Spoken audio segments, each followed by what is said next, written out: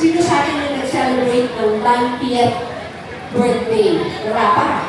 Wala pa, no? O nag-action lang ako. May mga 9 years old na ba dito?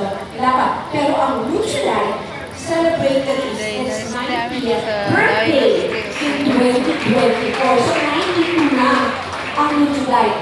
We have been in the forefront of innovation. We have been in the leading edge of innovation since we started with Nutrilite. And of course, you all know the story of Amway, right? Amway began with a liquid organic. Ako manglibre man ko basta kanang kalunok kanang dako. Now, people are talking about organic. You all know that, right? People are talking about plant-based. Now we want to talk about health span. Now we're going to talk about gut health. Ahead of everybody else. Do you think that that is a business that you can actually place a lot of confidence on?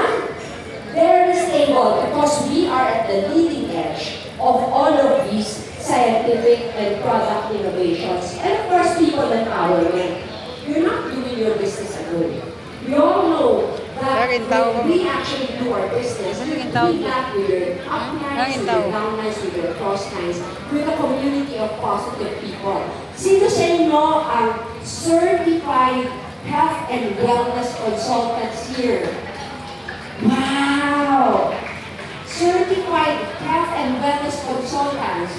Na certified means that that is actually a certification that's given by a company that is recognized by the Philippine I-stop ang kanang kaon ko. Wala naman ang lingkod. So, ibig sabihin, when you are actually a certified health and wellness consultants, you not only are a business owner, you can actually consult with downlines, with prospects, and with your community, family, and friends, and talk about nutrition, talk about Nutrilite in a very, very knowledgeable and informative way, and help people truly live better and healthier lives.